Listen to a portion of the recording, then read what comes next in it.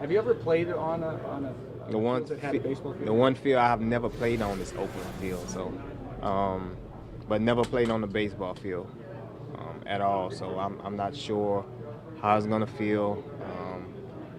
I got some stories about Oakland field, so I got to make sure I got my footing right. I got to bring some extra cleats and different things like that. So I'm not sure how the field is gonna be though. Have you talked to any guys who have? Is it an injury concern? Is it just a footing concern? It's a little bit of everything concern. Okay. It's a little bit of everything concern, but ultimately we all have to play on the field. So we have to be prepared for whatever reason, whatever we have to do to make sure that we can play to the best of our abilities. Tramon, what's made Jordy the receiver he's been for all these years? He's just What about him? dependable, great hands, good route running, strong and fast. Not a lot of people know how fast that he is until you really get on the field with him, and he's one of those guys to where he gets faster, as he gets down the field. And not a lot of guys can do that. And a lot of guys can be quick off the line and have good speed, but he actually gradually gets faster even as he gets down the field. So You've been around a lot of good cornerbacks. What do you like to see of Kevin King now that he's healthy? just to continue working on his craft. One thing I talk to those guys about is just being complete. Working on all aspects of your game. Not only just your press game, but your off game, your tackling game. The whole nine. We want to be complete football players. So I just want him to just continue working on his craft. He seems like a guy who he wants to learn. He wants to be one of the best, and he asks all the questions to do that. So I'm just here for him at this point. Is it nice to be the veteran and teaching the young guys about this game, what it's all about? It is, because I get a lot of questions about it already naturally. So, it's good to just sit there and just actually think about all that you know over the time. You don't really understand how much you know until, you start breaking it down to these young guys. And, that's fun. It's always good to do that.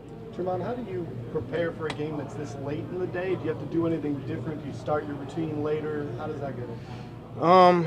You just kind of gradually get a little bit in throughout the day. Obviously, we're here till, and well, who knows what time we're here till, but we're here for a while.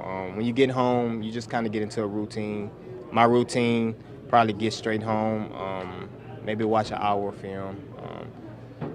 Take a break, watch some TV, whatever it is, play with the kids, the whole nine. And then later on, before I go to sleep, I'll watch some more film. So that's kind of the routine. I'm sorry. You help out the cornerbacks. Somebody like Jamon Moore, who's having a tough camp, going up just in practice and in preseason games. How do you help a guy like that on your team who's struggling right now in camp?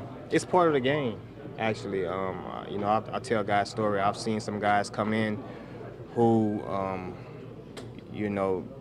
they second year around, man, they turn into, totally opposite players.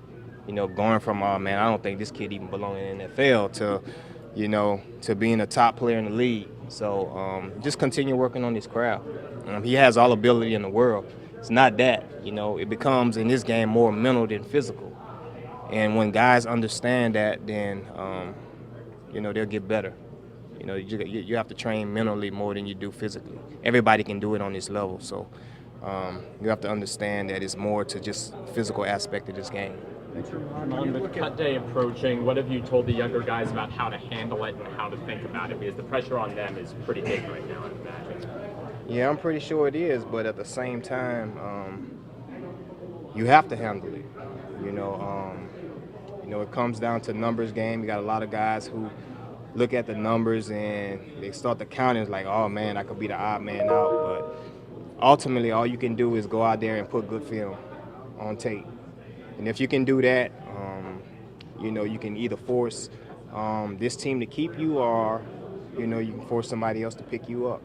And that's your job at the end of the day. That's the only thing you can control. So that's really all I tell those guys, just to continue playing. Don't worry about the numbers. Don't worry about cut day. It's going to take care of itself. Just keep doing what you're doing and keep working.